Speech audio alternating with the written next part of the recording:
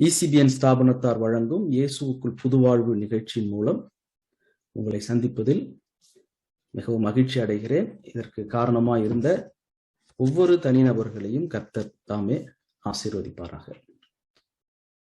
நாம் உயிரோடு இருப்பது, அவருடைய பணியை செய்வது, அவருக்காக வாழ்வது, அவரை போல வாழ்வது, அவரோடு வாழ்வது கர்த்தருடைய சுத்த கிருபையே. பிதா ஒரு நபரை இழுத்து கொள்ளாமல் ஒருவரும் ஆண்டவராகிய இயேசு கிறிஸ்துவிடத்தில் வர முடியாது. இயேசு கிறிஸ்துவும் எவருக்கு பிதாவை வெளிப்படுத்த சித்தமா இருக்கிறாரோ அவரும் தவிர வேறு ஒருவரும் பிதாவை அறிந்து கொள்ளவும் முடியாது. பிதாவாகிய தேவன் நம்மை இயேசு கிறிஸ்துவிடம் நடத்துகிறார். இயேசு கிறிஸ்து நம்மை பரிசுத்த ஆவியானவரிடம் நடத்துகிறார். பரிசுத்த ஆவியானவர் நம்மை இயேசு கிறிஸ்துவிடம் நடத்துகிறார். இயேசு கிறிஸ்து நம்மை பிதாவிடம் நடத்துகிறார். இந்த ஒன்றான மெய் தேவன், மூவராய் கிரியை செய்கிற தந்தை, மகன், தூய ஆவியானவர்,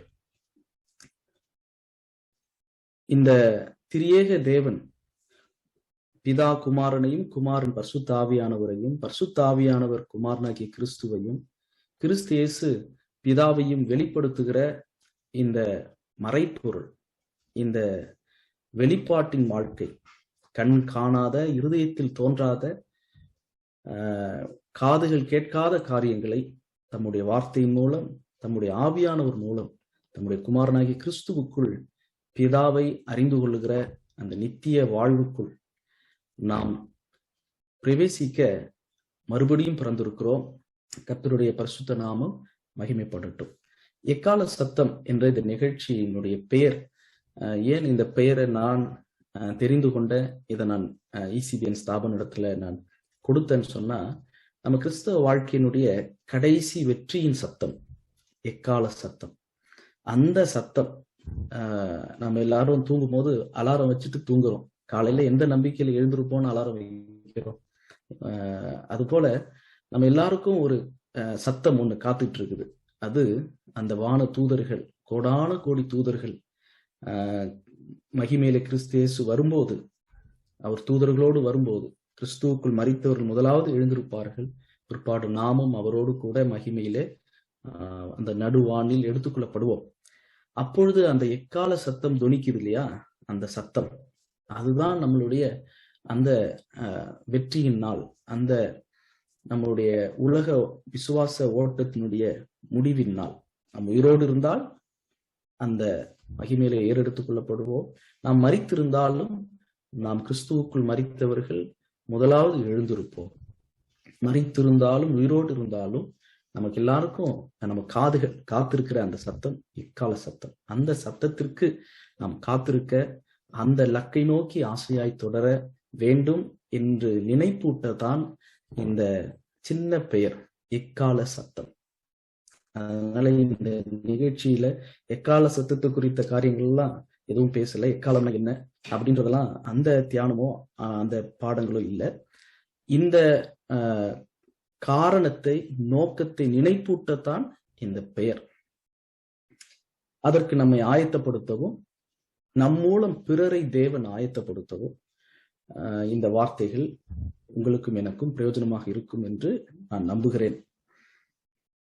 போன வாரம் புதன்கிழமை பகிர்ந்து கொண்ட செய்தியினுடைய தொடர்ச்சியை இந்த மார்ச் மாதம் 2022 2 வருஷம் பின்னாடி இருக்கிறேன் நான். 2022 இந்த மார்ச் மாதம் இறுதி நாள் நான் தொடர்ச்சியாக இந்த செய்தியை பகிர்ந்து கொள்ள விரும்புகிறேன். கர்த்தர் நம்மோடு கூட பேசுவாராக.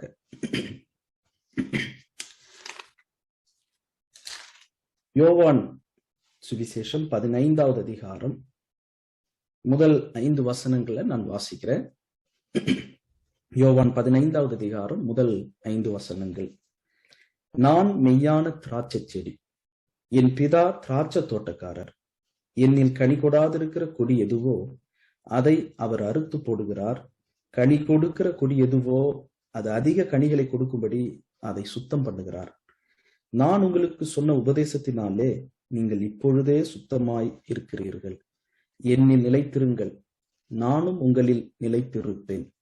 கொடியானது திராட்சை செடியில் நிலைத்திராவிட்டால் அது தானாய் கனி கொடுக்க மாட்டாதது போல நீங்களும் என்னில் நிலைத்திராவிட்டால் கனி கொடுக்க மாட்டீர்கள். நானே திராட்சை செடி, நீங்கள் கொடிகள். ஒருவன் என்னிலும் நான் அவனிலும் நிலைத்திருந்தால் அவன் மிகுந்த கனிகளை கொடுப்பான். என்னை அல்லாமல் உங்களால் ஒன்றும் செய்ய கூடாது. என்னை அல்லாமல் உங்களால் ஒன்றும் செய்ய கூடாது. இது ஆங்கிலத்திலையும் பிரெஞ்சுலையும் இந்த வார்த்தை எப்படி எழுதியிருக்குன்னு பார்க்கலாம். யோவான் 15:5 கடைசி வரி, for you cannot do nothing without me. பிரெஞ்சுல வாசிக்கிறோம், car vous ne pouvez rien faire sans moi. car vous ne pouvez rien faire sans moi. for you can do nothing without me. என்னை அல்லாமல் உங்களால் ஒன்றும் செய்ய கூடாது. இதை நான் அழுத்தி இந்த நாளில் பகிர்ந்து கொள்ள விரும்புகிறேன். என்னுடைய இருதயத்தில் நான் உணர்வதை கர்த்தருடைய வார்த்தையின் வெளிச்சத்திலிருந்து பகிர்ந்து கொள்றேன். இது என்னுடைய தனிப்பட்ட கருத்தோ என்னுடைய யோசனை அல்ல. இது கர்த்தருடைய வார்த்தை. இது கர்த்தருக்கேற்ற சிந்தனை. இந்த நாட்களில் தேவ பிள்ளைகள் நமக்குள் காணப்பட வேண்டிய முக்கியமான ஒரு எண்ணம், கர்த்தருக்கேற்ற மகிமையை கர்த்தருக்கு கொடுக்க நாம் பழக வேண்டும். தேவனுக்குரியதை நாம் தொடக்கூடாது. தேவன் கடவுள், சிருஷ்டிகர், படைத்தவர், நம் எல்லாருக்கும் அப்பா பிதாவே என்று கூப்பிட பண்ணுகிற புத்திர சுவிகார ஆவியை கொடுத்திருக்கிறார். அந்த பரிசுத்த ஆவியானவர் மூலம் கிறிஸ்துவுக்குள் கடவுளை தந்தை, தகப்பன், அப்பா என்று கூப்பிடுகிற ஒரு பிள்ளையின் பாக்கியத்தை ஆண்டவர் நமக்கு கொடுத்திருக்கிறார். அதற்கு அவருடைய மரணத்தினாலே இதை செய்திருக்கிறார். போன வாரம் நம்ம 1 யோவான் 3ஆம் அதிகாரத்திலிருந்து நாம சிந்தித்தோம். நம்முடைய பாவங்களை சுமர்ந்து தீர்க்க தேவகுமாரன் வெளிப்பட்டார். பிசாசின் கிரியைகளை அழிப்பதற்கே தேவகுமாரன் வெளிப்பட்டார். தேவன் மாம்சத்திலே வெளிப்பட்டார். ஆகிலும் பிற்காலங்களிலே மனசாட்சியில் சூடுண்ட பொய்யருடைய மாயத்தினாலே அநேகர் வஞ்சிக்கிற ஆவிகளுக்கும் பிசாசுகளின் உபதேசங்களுக்கும் செவி கொடுத்து சிலர் விசுவாசத்தை விட்டு விலகி போவார்கள். விசுவாசத்தை விட்டு விலகி போவதற்கு காரணங்களாய் இருக்கிற காரியங்கள், இன்றைக்கு விழுந்து நிற்கிறவன் விழுந்து விடாதபடிக்கு ஜாக்கிரதையாய் இருக்க வேண்டிய காலம். நான் கிறிஸ்துவுக்குள் நிற்பதற்கு, தேவனுடைய வார்த்தையில் நான் இருப்பதற்கு எனக்கு தேவையான முக்கியமான வெர்ச்சுஸ்ன்னு சொல்லுவாங்க ஆங்கிலத்துல, பிரின்சிபிள்ஸ் அல்லது வேத பிரமாணங்கள். நாம் தேவனுடைய வார்த்தை என்னும் கட்டளைக்கு கீழ்ப்படியும் போது, விசுவாச பிரமாணத்துக்கு கீழ்ப்படியும் போது நம்முடைய அழைப்பிலும் தரிசனத்திலும் நிலைத்திருக்க முடியும். அந்த காலிங் அண்ட் விஷன்ல நாம் நிலைத்திருந்து நாம் தேவனுக்கேற்ற இந்த உலக வாழ்க்கையில் வாழ்வதற்கு ஒரு காரியம், அவசரமான ஒரு காரியம் என்ன? தேவனுக்கேற்ற மகிமையை தேவனுக்கு கொடுக்கும். தேவனுடைய மகிமையை நாம் தொடவோ அல்லது அதை விரும்பவோ கூடாது. அது மிகவும் தவறானது. அதனாலதான் லூசிஃபர் கீழே விழுந்தான். தன்னுடைய பதவி, தன்னுடைய ஊழியத்தை பரலோகத்துல அவன் இழந்தான் அந்த பெருமையினால. சோ நாமளும் இன்னைக்கு நம்மை சுற்றி இருக்கிற காரியங்களை பார்க்கிறோம். கூடுமானால் தெரிந்து கொள்ளப்பட்டவர்களும் வஞ்சிக்கத்தக்கதாக அடையாளங்கள், அற்புதங்கள் நடக்கக்கூடிய காலங்கள்ல நீங்களும் நானும் வைக்கப்பட்டிருக்கிறோம். மத்தேயு 24 நினைக்கிறேன், மத்தேயு 24வது அதிகாரத்துல இதை வாசிக்கிறோம். 24 ஏனெனில் கள்ள கிறிஸ்துக்களும் கள்ள தீர்க்கதரிசிகளும் எழும்பி கூடுமானால் தெரிந்து கொள்ளப்பட்டவர்களையும் ஏமாற்றத்தக்கதாக, வஞ்சிக்கத்தக்கதாக பெரிய அடையாளங்களையும் அற்புதங்களையும் செய்வார்கள். சோ இது கொடிய காலத்தில் நீங்களும் நானும் வைக்கப்பட்டிருக்கிறோம். கடைசி காலத்தில், கொடிய காலத்தில் வைக்கப்பட்டிருக்கிறோம். தேவனுடைய நியாயத்தீர்ப்பு தேவனுடைய வீட்டிலேதான் துவங்குகிற காலமாயிருக்கிறது. சத்தியத்துக்கு செவியை விலக்கி கட்டுக்கதைகளுக்கு சாய்ந்து போகிற காலத்தில் வைக்கப்பட்டிருக்கிறோம். இந்த காலத்தை நிதானித்து அறிந்து இந்த காலத்தில் நான் எப்படி இருக்க வேண்டும்? யோவான் 15:5 வசனத்தில் வாசித்தது போல, இயேசு கிறிஸ்துவை அல்லாமல், கர்த்தராகிய கிறிஸ்து இயேசுவை அல்லாமல் என்னால் உங்களால் ஒன்றும் செய்ய கூடாது. அவர்தான் எல்லாவற்றையும் செய்கிறவர். சகலமும் அவர் மூலமாயும் அவருக்கென்றும் இருக்கிறது. நாம் அவருக்குள் பிழைக்கிறோம், அசைகிறோம். அவர்தான் நமக்கு இந்த ஆக்சிஜன் இழுத்து நாம காற்று மூச்சு விடுவதற்கு கூட அவராலே அல்லாமல் நம்மால் மூச்சு கூட இழுத்து விட முடியாது. நம்முடைய உள் உறுப்புகள் இயங்குகிறது, நாம் செய்கிற சிறிய பெரிய எல்லா காரியங்களும் அவராலே அல்லாமல் நம்மால் ஒன்றும் செய்யக்கூடாது, ஒண்ணுமே செய்ய முடியாது. இதை நாம் ஆழமாக அனுபவிக்க வேண்டும். அப்போது நாம் செய்கிற காரியங்கள் எல்லாவற்றிலையும் இதை நான் செஞ்சேன், இதை நாங்கள் செய்தோம், நாங்கள் சாதித்தோம், எங்கள் மூலமாக நடந்தது, அப்படிப்பட்ட வார்த்தைகளே நம்ம வாயிலிருந்து நம்முடைய யோசனையில கூட இருக்கக்கூடாது. கர்த்தர் செய்கிறார், கர்த்தர் செய்கிறார், இது கர்த்தரின் செயல். பவுல் சொல்லும் போது, தீமோத்தேயை குறித்து சொல்லும் போது, அவனும் கர்த்தருடைய கிரியையை நடப்பிக்கிறானே அப்படிதான் சொல்றாரு. அவனும் கர்த்தருடைய கிரியையை நடப்பிக்கிறானே என்று பவுல் தீமோத்தேயை குறித்து சாட்சி கொடுக்கிறார். சோ கர்த்தருடைய கிரியையை தான் நீங்களும் நானும் செய்கிறோம். 1 கொரிந்தியர்ல கூட அந்த வசனத்தை வாசிக்கிறோம். 1 கொரிந்தியர் 3வது அதிகாரம் 9வது வசனத்துல வாசிக்கிறோம். நாங்கள் தேவனுக்கு உடன் வேலையாட்களாய் இருக்கிறோம். அப்படின்னா நாம எல்லாரும் உடன் ஊழியர்கள் தான். இவர்கள் எனக்கு உடன் ஊழியர்கள், அல்லது நான் அவருக்கு உடன் ஊழியன், இப்படி ஒவ்வொருத்தரும் சொல்றதை கேட்கிறோம்ல, சொல்லியிருப்போம்ல. ஆனா இங்க வேதம் என்ன சொல்லுதுன்னா, நம்ம எல்லாரும் எல்லா ஸ்தாபனங்களும், மிஷினரி ஊழியர்களும், திருச்சபை ஊழியர்களும், எந்த வகையான ஊழியங்களை செய்கிறவர்களா இருந்தாலும் நாம் எல்லாரும் தேவனுக்கு உடன் வேலையாட்களா இருக்கிறோம். We are God's co-workers. 1 கொரிந்தியர் 3வது அதிகாரம். நான் ஆங்கிலத்துல வாசிப்பதற்கான காரணம், எனக்கு இங்கிலீஷ் பிரெஞ்சு தெரியும்ன்றதுக்கு சொல்றதுக்கு இல்ல. புரிந்து கொள்ளாதவர்கள், இளைஞர்கள் ஆங்கிலத்துல சொல்லுகிற போது ஆங்கிலத்துல புரிந்து கொள்ள முடியும். பிரெஞ்சுல வாசிக்கும் போது பிரெஞ்சுல இருக்கிறவங்க புரிந்து கொள்ள முடியும். அதுக்காக தான். ஏன்னா ரோமர்ல பவுல் எழுதும் போது ஒரு வார்த்தை சொல்றாரு, நான் யாராருக்கெல்லாம் கடனாளி அப்படிங்கும் போது, ரோமர் 1:14, கிரேக்கருக்கு நான் கடனாளி, மற்ற அந்நியர்களுக்கும் நான் கடனாளி, ஞானிகளுக்கு நான் கடனாளி, முட்டாள்களுக்கும் நான் கடனாளி. அப்போ நாம் தேவனுடைய பணியாளர்கள், ஊழியர்கள். நம்ம பிரசங்கித்தாலும் எந்த பணி செய்தாலும் நாம் கிரேக்கருக்கும் மற்ற அந்நியர்களுக்கும் ஞானிகளுக்கும் மூடருக்கும் நாம் கடனாளிகளா இருக்கிறோம். மூடருக்கும் கடனாளி தான். அதாவது புரிந்து கொள்ள கடினமாயிருப்பவர்கள், புரிந்து கொள்ள விரும்பாதவர்கள், அல்லது குறுக்கு கேட்டு தங்களுடைய திறமை, ஞானத்தை, உலக ஞானத்தை வலியுறுத்த விரும்புகிறவர்கள், இப்படிப்பட்ட எந்த பிரிவினரை சேர்ந்தவர்களா இருந்தாலும் அவர்களுக்கு நாம் கடனாளிகளா இருக்கோம். அதனாலதான் தமிழ்ல சொல்றது புரியல அப்படின்னா, முழுசா இந்த நாளின் சிந்தனையை பிரெஞ்சுலயோ இங்கிலீஷ்லயோ சொல்ல முடியாட்டினாலும் ஒரு சில வசனங்களை நான் பிரெஞ்சுலயும் இங்கிலீஷ்லயும் வாசிக்கிறேன்.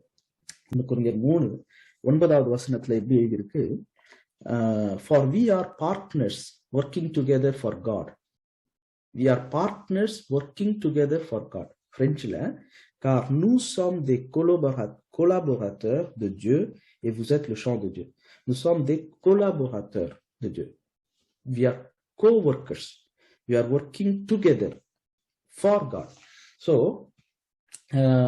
partners working together. ஸோ நாம் தேவனுக்கு உடன் வேலையாட்களா இருக்கிறோம், அல்லது நாம் ஒவ்வொருவரும் கொலாபொராட்டர் டு ஜே, தேவனோடு இணைந்து வேலை செய்கிறோம். ஆண்டவராக இயேசு கிறிஸ்து என்ன சொன்னார், வருத்தப்பட்டு பாரம் சுமக்கிறவர்களே நீங்கள் எல்லாரும் என்னிடத்தில் வாருங்கள், நான் உங்களுக்கு இளைப்பாறுதல் தருவேன், என் நுகத்தை ஏற்றுக்கொள்ளுங்கள் சொன்னார். இது கிறிஸ்துவின் நுகம். அவர் ஏற்கனவே சுமந்து கொண்டிருக்கிற நுகத்தடி, அவருடைய நுகத்தை அவரோடு கூட சுமக்கிறோம். தேவன் ஏற்கனவே கிரியை செய்கிறார். அந்த தேவனோடு கூட நாமும் கிரியை செய்யும் போது, தேவன் நம் மூலம் கிரியை செய்யும் போது, நாம் நற்கிரியைகளை செய்வதற்கு நாம் ஆயத்தமாக்கப்பட்டிருக்கிறோம், உண்டாக்கப்பட்டிருக்கிறோம். எபேசியர்ல அந்த வசனத்தை வாசிக்கிறோம். எபேசியர் 2:10, ஏனெனில் நற்கிரியைகளை செய்கிறதற்கு நாம் கிறிஸ்து இயேசுவுக்குள் உருவாக்கப்பட்டிருக்கிறோம், சிருஷ்டிக்கப்பட்டு தேவனுடைய செய்கையாய் இருக்கிறோம். நாம் தேவனுடைய செய்கையாய் இருக்கிறோம். அவைகளில், அந்த தேவனுடைய செய்கைகளில் கிறிஸ்து இயேசுவுக்குள் சிருஷ்டிக்கப்பட்ட தேவனுடைய நற்கிரியைகளை செய்யும்படிக்கு, அந்த நற்கிரியைகளில் நாம் நடக்கும்படி அவர் முன்னதாக அவைகளை ஆயத்தம் பண்ணி இருக்கிறார். வசனத்தை ஆங்கிலத்தில் வாசிக்கிற. எபேசியர் 10வது வசனம். எபேசியர் 2வது அதிகாரம் 10வது வசனம். இதற்கு God has made us what we are, and in our union with Christ Jesus he has created us for a life of good deeds which he has already prepared for us to do. So நாம் கிறிஸ்து இயேசுவுக்குள் ஒரே யூனியனா, ஒரே இணைக்கப்பட்டு, கிறிஸ்து இயேசுவுக்குள் சிருஷ்டிக்கப்பட்டு, நாம் life of good deeds, அவருக்குள் நாம் தேவனுடைய செய்கையாய் இருக்கும்படி, அந்த நற்கிரியைகளை செய்யும்படி, அவைகளில் நடக்கும்படி அவர் முன்னதாக இந்த நற்கிரியைகளை ஆயத்தம் பண்ணியிருக்கிறார். அவர் ஆயத்தம் பண்ணின நற்கிரியைகளை நம்மை கொண்டு, நம் மூலம் அவர் செய்கிறார். இது தேவனுடைய செயல், இது தேவனுடைய ஈவு. நாம் பெற்றிருக்கிற ரட்சிப்பு கர்த்தருடைய தேவனுடைய பரிசு. நாம் செய்கிற ஊழியங்கள், நம் மூலம் தேவன் செய்கிற எந்த நற்கிரியைகளும் இது தேவனுடைய பரிசு. தேவன் நம் மூலம் கிரியை செய்கிறார். இது தேவனுடைய செய்கை, இது கர்த்தருடைய கிரியை, இது தேவனுடைய வேலை. அந்த தேவனுக்கு உடன் வேலையாட்களா இருக்கிறோம். இதை நாம மறந்து விடக்கூடாது. விளைய செய்கிறவர் தேவனே. அதற்கு சில வசனங்களை நான் உங்களோடு பகிர்ந்து கொள்ள விரும்புறேன். 2 கொரிந்தியர் 3ஆம் அதிகாரம். எப்படிப்பட்ட ஆவி இந்த நாட்கள்ல நமக்குள் இருக்க வேண்டும்? 2 கொரிந்தியர் 3ஆம் அதிகாரம் 5வது வசனம். பவுல் அப்போஸ்தலன் மூலமாக ஆவியானவர் எழுதினது. இது வெறும் பவுலுடைய வாழ்க்கை மட்டும் கிடையாது. தேவன் பவுலை ஒரு பைபிள் ரைட்டராக பயன்படுத்தினதுனால நம்ம பவுல்னு அதிகமா பயன்படுத்துறோம், சொல்றோம். ஆனா இந்த 21 நூற்றாண்டுகளாக பல கோடி, பல லட்ச தேவ பரிசுத்தவான்கள், பவுலை போன்றவர்கள் வாழ்ந்திருப்பார்கள். அவங்க எல்லாரும் நம்ம கண்ணுக்கு தெரியல, அது கர்த்தருக்கு மட்டும்தான் தெரியும். ஆனா அப்போஸ்தலருடைய, தேவனுக்குரிய, கர்த்தருக்குரிய பரிசுத்தவான்களுடைய மனநிலை, ஆவிக்குரிய மனநிலை எப்படி இருக்க வேண்டும், எப்படி இருந்தது? 2 கொரிந்தியர் 3:5, எங்களால் ஏதாகிலும் ஆகும் என்பது போல ஒன்றை யோசிக்கிறதற்கு நாங்கள் எங்களாலே தகுதியானவர்கள் அல்ல. எங்களுடைய தகுதி தேவனால் உண்டாயிருக்கிறது. எங்களுடைய தகுதி தேவனால் உண்டாயிருக்கிறது. 2 கொரிந்தியர் 3வது அதிகாரம் 5வது வசனம். இங்கிலீஷ்ல எப்படி இருக்கு? இது குட் நியூஸ் டிரான்ஸ்லேஷன். 2 கொரிந்தியர் 3:5. There is nothing in us that allows us to claim that we are capable of doing this work. The capacity we have comes from God. There is nothing in us that allows us to claim that we are capable of doing this work. இந்த வேலையை, இந்த பணியை, இந்த ஊழியத்தை, இந்த பிரசங்கத்தை, இந்த ஆராதனையை, இந்த நபரை சந்திக்க, இந்த ஆலோசனையை கொடுக்க, இந்த ஊழியத்தை தாங்க, இந்த பணத்தை நாம் செலவிட, எதுவுமே we have nothing in us that allows us to claim that we are capable of doing this work. இதை செய்வதற்கு நான் கேப்பபிளான ஆளு, கெப்பாசிட்டி உள்ள ஆளு, எனக்கு தகுதி உடைய ஆளு. ஒரு கம்பெனிக்கு ஆள் எடுக்கிறாங்கன்னா பெஸ்டான ஆளை தான் ஒரு தொழிலுக்கு, ஒரு நிறுவனத்துக்கு, ஒரு வேலையை செய்ய ஒரு முதலாளி எடுப்பாங்க. கடவுள் உங்களை என்னையும் சூஸ் பண்ணிருக்கிறாரு. யாரை சூஸ் பண்ணிருக்கிறாருன்னா, ஞானிகளை வெட்கப்படுத்தும்படி பைத்தியங்களை தான் தெரிந்து கொண்டிருக்கிறார். இதை நாம உணரணும். அதாவது அந்த வசனத்தை நம்ம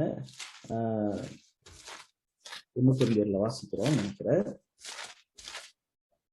1 கொரிந்தியர் 1வது அதிகாரம் 27 26 எப்படி எனில் சகோதரரே, நீங்கள் அழைக்கப்பட்ட அழைப்பை பாருங்க.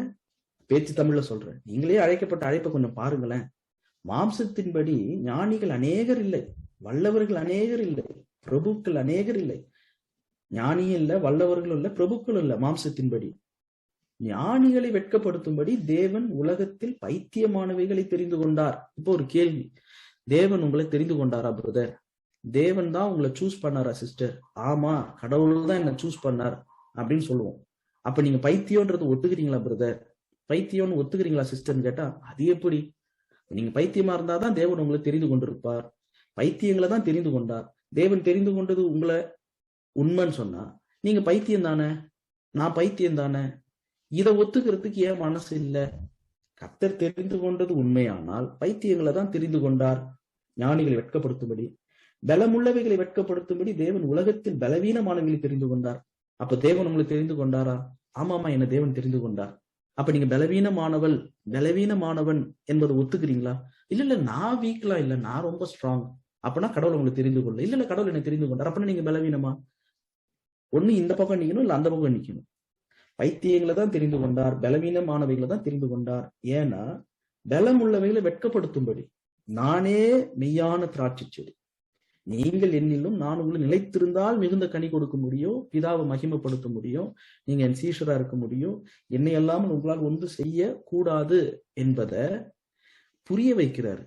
இதை புரிந்து கொள்ளணும், இதை அங்கீகரிக்கணும், அறிக்கையிடணும், அனுபவிக்கணும், ஒத்துக்கொள்ளணும். இங்க நான் தான் என்னுடைய சுய சக்தி சுய பக்தியினால் இந்த மனுஷன் எழுந்து நடந்தான் என்று நினைக்காதீங்க. இந்த சர்வாங்க சுகத்தை ஆண்டவராகிய கர்த்தராகிய இயேசு கிறிஸ்து தான், அவருடைய நாமம் தான் கொடுத்தது என்று பேதுருவும் யோவானும் அறிக்கையிட்டாங்க.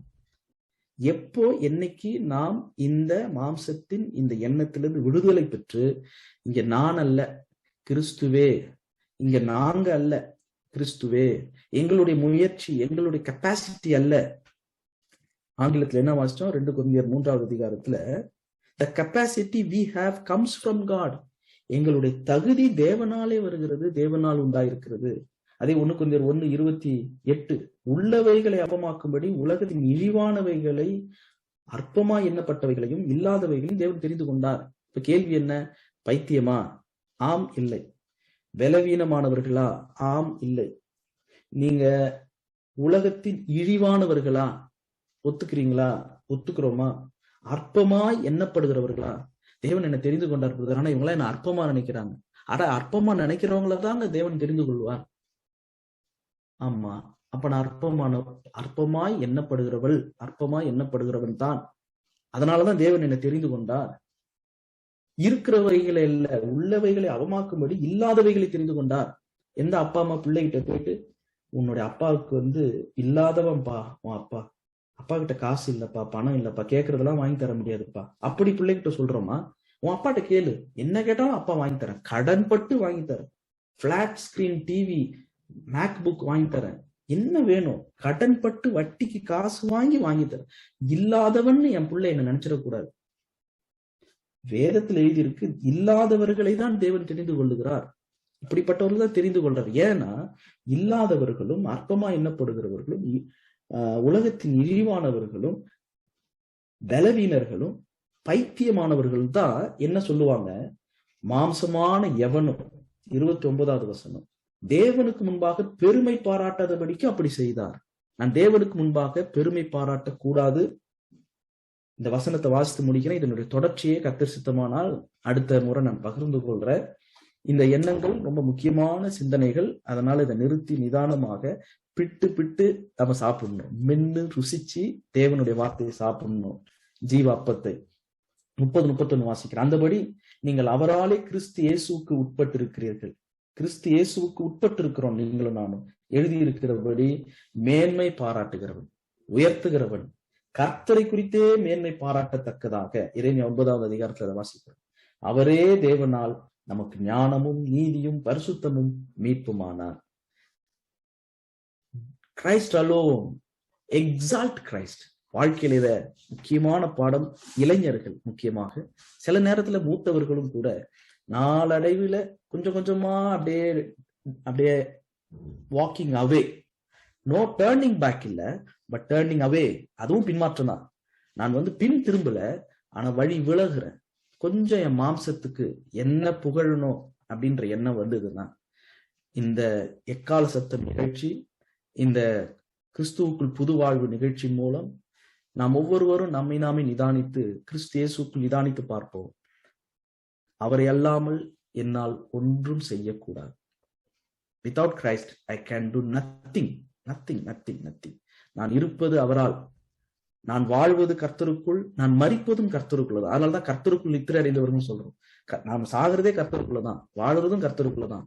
அதனால அவரை மாத்திரம் உயர்த்த பழகுவோம், யோசிப்போம். நம்முடைய தகுதி அவரால் உண்டாயிருக்கிறது. அவர் கெப்பாசிட்டி கம்ஸ் ஃப்ரம் காட். அவரை உயர்த்துகிற மனநிலை இருந்துச்சுன்னா நிச்சயம் கர்த்தர் நம்மை கொண்டும் இந்த தலைமுறையில் கிரியை செய்ய வல்லவராயிருக்கிறார். கண்களை மூடி தலைகளை தாழ்த்தி ஜெபம் செய்வோம்.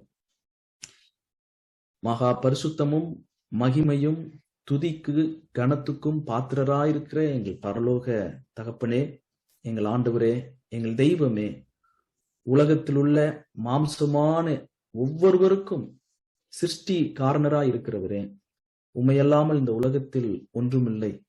நீரே ஆமுதல் அக்கு வரை அல்பா உமேகாவா இருக்கிறீர். ஆதியும் அந்தமுமாய் இருக்கிறீர். உமக்கு ஆரம்பமும் இல்லை, முடிவும் இல்லை. உம்முடைய சாயலில் நாங்கள் உருவாக்கப்பட்டதின் காரணமாக நீர் மாம்சத்தில் வெளிப்பட்டு எங்களுடைய பாவங்களை சுமந்து தீர்க்க வெளிப்பட்டீர். பிசாசின் கிரியைகளை அழிப்பதற்காகவே வெளிப்பட்டீர்.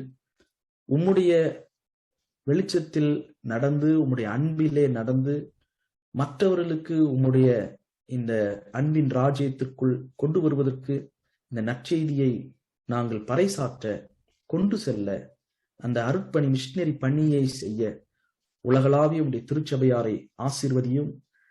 நாங்களும் இன்னும் உம்மை உயர்த்த, மெய்யான திராட்சை செடியாகிய உமக்குள் நிலைத்திருக்க, நீர் எங்களுக்குள் நிலைத்திருக்க, உம்மையல்லாமல் எங்களால் ஒன்றும் செய்யக்கூடாது என்கிற எண்ணத்தை ஆவியானவர் எங்களுக்குள் நினைப்பூட்டி, உறுதிப்படுத்தி, புதுப்பித்து, இந்த புது வாழ்வு நிகழ்ச்சி மூலம் இன்னும் நாங்கள் எங்களை மறுபடியும் அர்ப்பணித்து பலிபீடத்தில் ஒப்படைக்க, எங்களுக்கு அந்த புத்தியுள்ள ஆராதனையை செய்ய எங்களை தகுதிப்படுத்தும். நீரே எங்களை தகுதிப்படுத்துகிறவர். எங்கள் வாயிலிருந்தோ எங்களுடைய மனதின் யோசனையில் இருந்தோ ஒருபோதும் ஒரு நாளும் இது என்னால் ஆனது, இது எங்களுடைய கிரியை, இது எங்களுடைய முயற்சி, இதை நாங்கள் செய்தோம், இது எங்கள் மூலமாக நடந்த அற்புதம் என்று நாங்கள் எங்களை நாங்களே மேன்மை பாராட்டாமல், நாங்களும் மனுஷரை குறித்து மேன்மை பாராட்டாமல், மேன்மை பாராட்டுகிறவன் கர்த்தரை குறித்தே மேன்மை பாராட்ட தக்கதாக நீர் இப்படி செய்திருக்கிறீர். எங்களை தெரிந்து கொண்டிருக்கிறீர். நீரே எங்களுக்கு மீட்பும் ஞானமும் பரிசுத்தமுமாய் இருக்கிறீர். உண்மையல்லாமல் எங்களுக்கு வேறு வழி இல்லை, ரட்சிப்பில்லை என்பதை அறிக்கையிடுகிறோம். இதை கேட்கிற ஒவ்வொருடைய உள்ளத்திலும் இல்லத்திலும் கர்த்தருக்கு செலுத்த வேண்டிய கனத்தை, மகிமையை செலுத்துவேன் என்கிற ஒரு புது வாழ்வை இந்த நாளில் இயேசு கிறிஸ்துவின் நாமத்தினால் உருவாக்குகிறார்கள். என்னையும் எங்களையும் தாழ்த்துகிறோம். உம்மை மாத்திரம் உண்மையாய் உயர்த்துகிறோம். கிருபை பெருகட்டும். எங்கள் ஆண்டவராகிய இயேசு கிறிஸ்துவின் அன்புள்ள நாமத்தில் தாழ்மையோடு ஜெபிக்கிறோம் எங்கள் ஜீவனுள்ள பிதாவே. ஆமேன். God bless you. Love you all.